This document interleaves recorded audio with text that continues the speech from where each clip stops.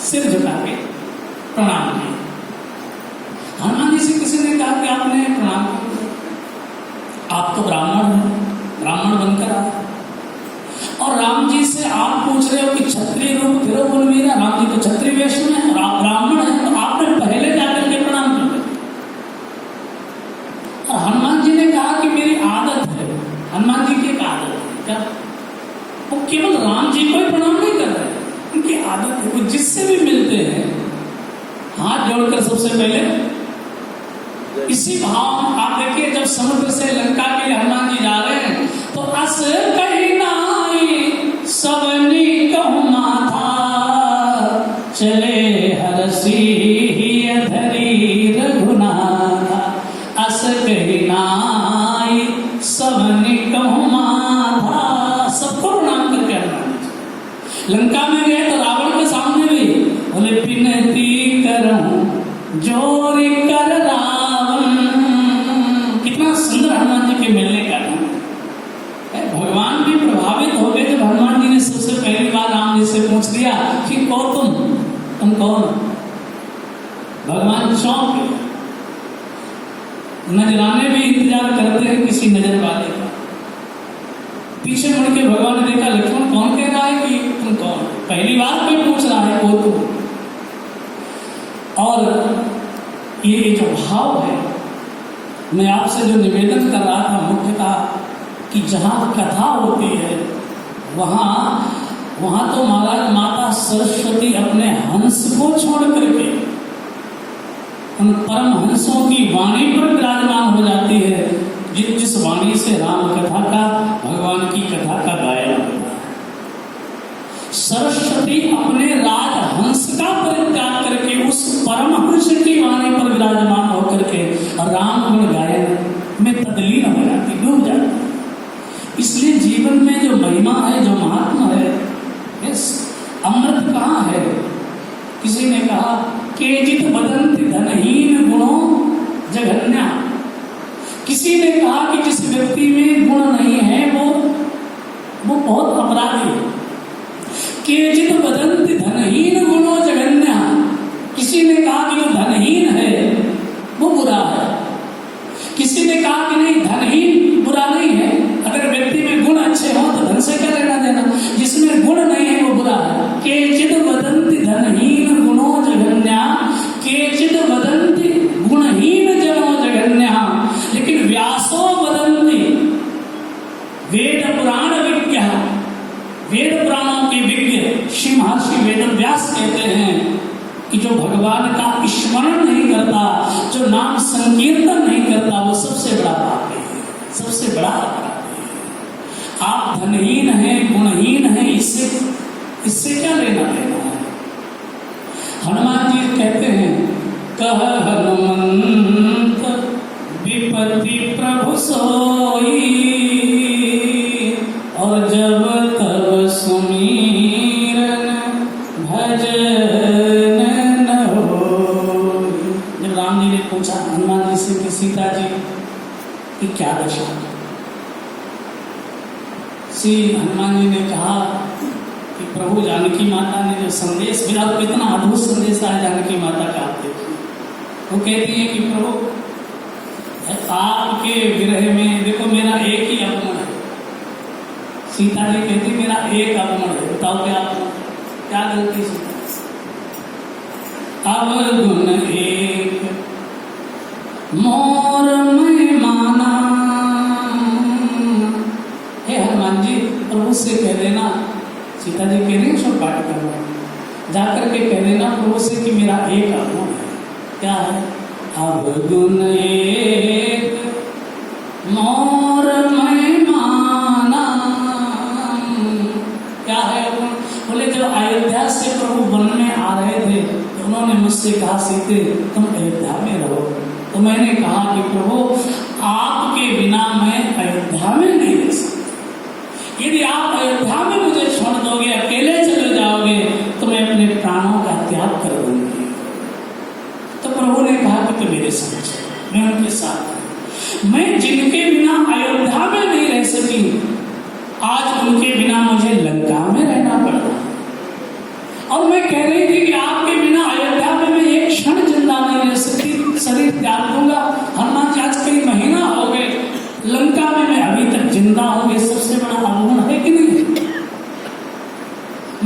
क्या मुंह लेकर के प्रभु के सामने जाऊंगी जब प्रभु कहेंगे कि मैंने कहा था अयोध्या में रहो तो तुमने कहा था कि मैं एक क्षण तुम्हारे बिना नहीं रह सकती, तो फिर लंका में मेरे बिना जिंदा है। तो सीता जी कहती कि मेरी गलती थी। हनुमान जी, अब गुण एक मोर में माना और बिछरत प्राण कीन पयाना। कि मेरा हरण हुआ, प्रभु से अलग मुझे रहना पड़ा, तो प्रभु के बिना तो मुझे शरीर त्याग देना चाहिए। अब आप ध्यान से सुनना, अयोध्या में नहीं रह सकी, लंका में क्यों रह गई? तो जानकी जी कहती है कि मेरा अवगुण है। फिर हनुमान जी से कहा कि राम जी से कह देना, प्रभु से कह देना, क्या वो मेरा अपराध नहीं तो किसका? बोले नाथ सुनैनन को अपराधा निशरत प्राण करत हठिबा। ये मेरा अपराध नहीं है, मैं तो प्रभु के बिना, मैं तो राघव के बिना शरीर त्यागना चाहती हूँ, फिर उसमें विघ्न कौन उपस्थित करता है? बोले नाथ सुनैनन को अपराध, ये मेरे नेत्रों का अपराध है। नेत्र क्या करते हैं? बोले विरह की अग्नि में जब ये शरीर रुई की तरह जलना चाहता है, विरह अग्नि तन तूल समीरा श्वास जलई छनमाई शरीरा। जब विरह की अग्नि में ये शरीर जलने लगता है तो नयन स्रवई जल, ये नेत्र जल की वर्षा करके उस अग्नि को बुझा देते हैं। तो ये नेत्र जल क्यों बरसा देते हैं, शरीर को जलने क्यों नहीं देते? बोले भाई इनका अपना स्वार्थ है। नयनों का क्या स्वार्थ है? बोले नयन स्रवई जल निज हित लागी, अपने हित के लिए। क्या इनका हित है? बोले मेरे ये नेत्र एक बार राघव का दर्शन करना चाहते हैं। इन्हें लगता कि अगर शरीर जल गया तो फिर राम जी का दर्शन कैसे होगा? तो नेत्र आपका दर्शन करना चाहते हैं। नयन स्रवई जल निज हित लागी जरे न पाप देह विरहागी। विरह की अग्नि में शरीर जलने से कैसे बचता है? और सीता जी जीवित क्यों? हनुमान जी महाराज ने बहुत सुंदर बात की। क्या?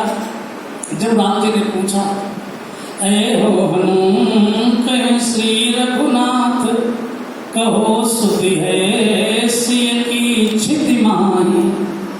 तो हनुमान जी कहते हैं प्रभु लंक कलंक बिना शुभ से निद्रावन बाग की छाई। राम जी पूछते हैं सीता जी की कहीं सुधि मिली? हनुमान जी कहते हैं प्रभु लंक कलंक बिना, है तो लंका में लेकिन निष्कलंक है सीता, तो है कहाँ? बोले बसे निद्रावन बाग की छाई। तो राम जी ने हंसते हुए पूछते हनुमान जी से कि जीवित है क्या सीता? जिंदा है? ये क्यों कहा? अयोध्या में तो जिंदा नहीं रह सकती, वहां जिंदा है। हनुमान जी समझ गए कि भगवान क्या कहना चाहते हैं। तो हनुमान जी बोले कही वे को नाथ, बस कहने के लिए तो जिंदा है, तो क्यों न मरी हमरे बिछुराई। राम जी कहते मेरे विरह में शरीर क्यों नहीं जाए? हनुमान जी बहुत सुंदर बात कहते। क्या? बोले सुनो प्रभु, जानकी जी तो अपने प्राण त्यागना चाहते हैं, परंतु उनके जो प्राण हैं जानकी जी के, वो कहाँ है? बोले जानकी जी के प्राण जानकी जी के शरीर में नहीं, कहाँ है? बोले जानकी जी के प्राण आपके चरण कमलों में बसे, प्राण बसे पद पंकज में। जानकी जी के प्राण निरंतर आपका के चरणों का चिंतन कर रहे हैं, इसलिए उनके प्राण आपके चरण कमलों में बसे हैं। और यमराज आता तो है प्राण लेने, यम आवत है पर पावत नाई। यम आता तो है पर आपके चरणों में उनके प्राण बसे हैं, तो यमराज आपके चरणों में आ नहीं सकता। ध्यान से सुनना। तो जिनका मन, जिनके प्राण निरंतर ठाकुर जी के चरण कमलों में बसे हुए हैं, वहां यम आवत है पर पावत नहीं। तो महाराज अमर कौन है, अमरता कौन प्राप्त करता है? तो महाराज मरते कौन है?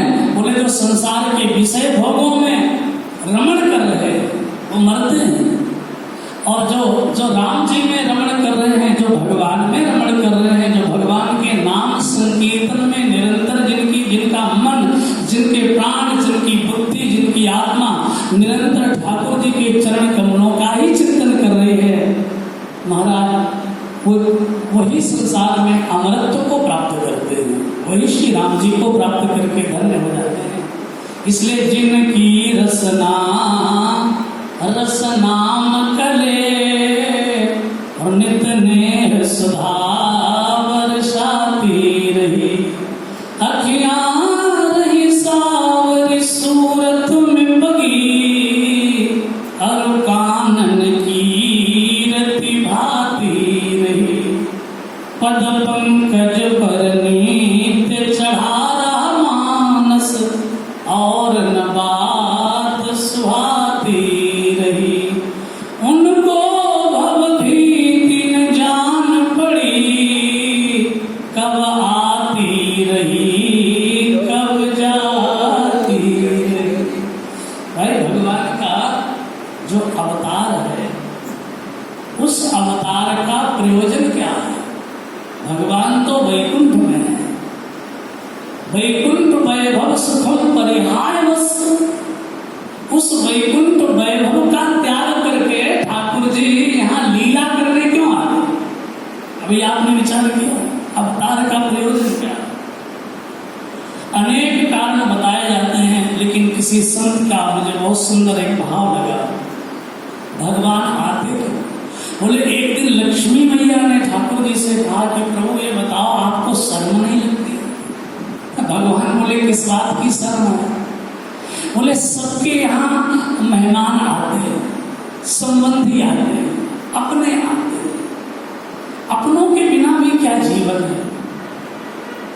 हम देखते हैं सब जगह भीड़ लगी रहती है, पर वैकुंठ के रास्ते सूने पड़े, कोई आता ही नहीं है। आपको शर्म नहीं आती? वर्षों बीत गए, शताब्दियां बीत गई, युग बीत गए, कोई आया नहीं। नरक में देखो कितनी भीड़ है, हजारों किलोमीटर लंबी लाइनें लगी हैं नरक में। थोड़ी बहुत यदा कदा भीड़ स्वर्ग में भी हो जाती है, कभी कभी कोई कार्यक्रम हो स्वर्ग में तो चले जाते हैं। नरक में तो सबसे ज्यादा भीड़ है, स्वर्ग में भी थोड़ी बहुत भीड़, लेकिन ये वैकुंठ के रास्ते सोने पड़े हैं, घास उगाई है, खरपतवार जम गया है, कोई आया ही नहीं है बहुत दिनों से।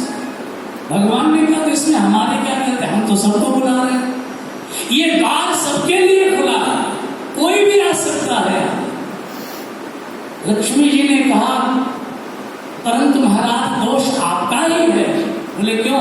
बोले आना तो बहुत लोग चाहते हैं, बड़े बड़े अमलात्मा, महात्मा, परमहंस, योगी, यति, सती, सन्यासी, ब्रह्मचारी, वानप्रस्थी, गृहस्थ सब तो आना चाहते हैं वैकुंठ में, लेकिन आपकी ये जो माया है ना, आप कहते ना मम माया, मम माया संभव संसारा, तो मम माया माने मेरी माया।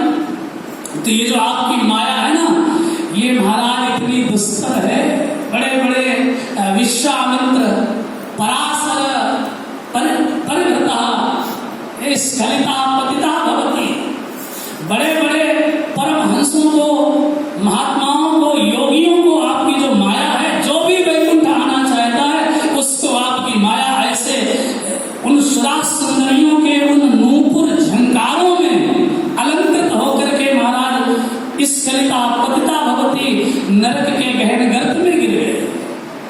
इन महापुरुषों की जो जन्म जन्मांतर की जो साधना है, जो आपकी माया ने नष्ट कर दी है, ये सारा पाप किसे लगेगा? ये सारा अपराध किसे लगेगा? किसे लगेगा बताओ? ये जन्म जन्मांतरों की महापुरुषों की साधना जो आपकी माया एक क्षण में उसको नष्ट कर देती है, ये सारा अपराध तो आपको ही लगेगा।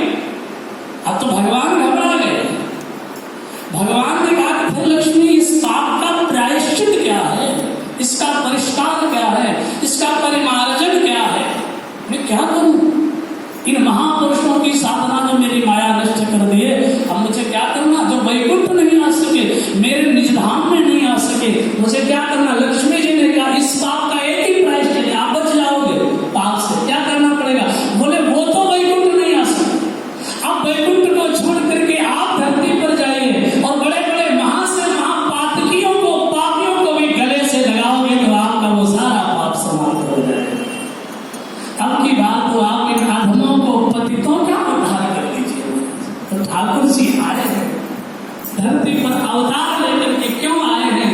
बोले केवल इसलिए कि मेरी माया ने के कारण जिन जो बड़े बड़े साधक नहीं आ सके वैकुंठ धाम में, अब भगवान आए हैं और ठाकुर जी ने आकर के उन अधमों को, उन पतितों को गले लगाया है।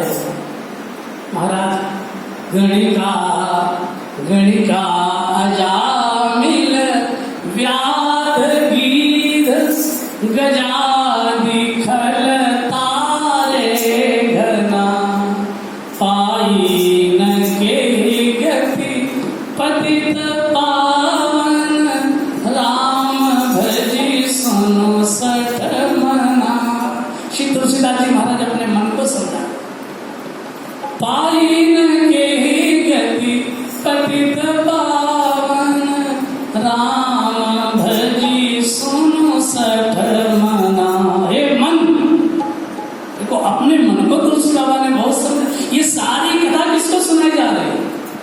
श्री तुलसीदास जी महाराज जब ये कहते हैं कि श्री रामचंद्र कृपालु भजो, तो वो किससे कहते हैं? कौन राम जी का भजन करे? श्री रामचंद्र कृपालु भजो मन हरन भव भय दारुणम। हे मन, तो राम जी का। तो महाराज ये सारी कथा इस मन की शुद्धि की। और जब ठाकुर जी आए, मुझे याद आता है कि एक बार रुक्मिणी जी ने पूछ दिया कि नहीं आ सकती द्वारिका कि महाराज रात के 12 बजे आधी रात में तुम आते हो, कहाँ रहते हो? तो भगवान कहते हैं कि रुक्मिणी जी वो जो एक भगत है हमारा चेता, अब आप कथा सुनिए। चेता भगत की कथा सुनिए। तो चेता भगत की हम आप 12 बजे तक क्या करते हो? भगवान कहते रुक्मिणी जी उसकी पत्नी ठीक नहीं है, बहुत झगड़ा करती है, तो तुम समझौता कराते रहते हो रोज का 12 बजे। बोले समझौता नहीं कराते, बात यह है कि वो मांस का व्यापार करता है। देखो वैकुंठ छोड़ करके किनके लिए आए हैं? मांस का व्यापार करता है। और किसी संत के पास दर्शन करने जाता है, संत ने हमारा नाम बता दिया है, तो वो गोविंद गोविंद नाम मन में चलता रहता है और मांस तोल करके बेचता है। और महाराज कभी कभी नाम में इतना तल्लीन हो जाता है कि अगर ज्यादा तोल दे तो पत्नी घर में हिसाब मांगती है, इतना दिया था, इतना कहाँ चला गया, हिसाब नहीं दे पाता तो पत्नी उसको पीटती है। और अगर कम तोले तो ग्राहक कहता है कि देखो गोविंद का नाम भी ले रहा और कम तोल रहा है, भगवान का नाम दे करके नाम भी बदनाम कर रहा है। अगर कम दे तो ग्राहक गालियां देते, ज्यादा तोल दे तो पत्नी पीटती है। तो तुम क्या करते हो?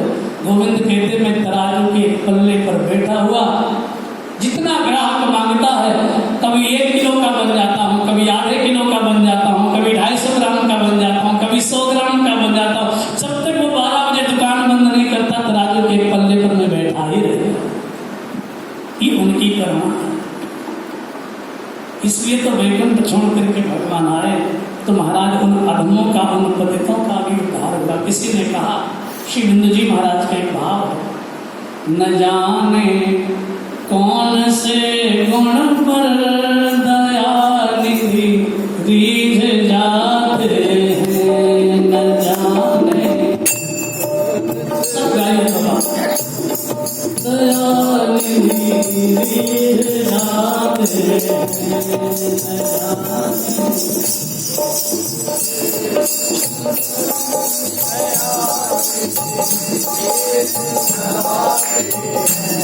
यही सब संत कहते हैं, यही सब ग्रंथ गाते हैं, यही सब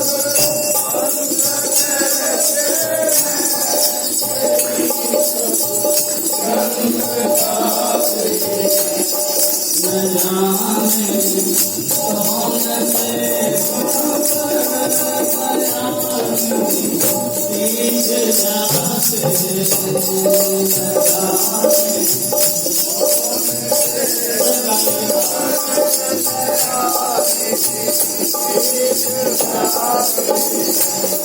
न रोए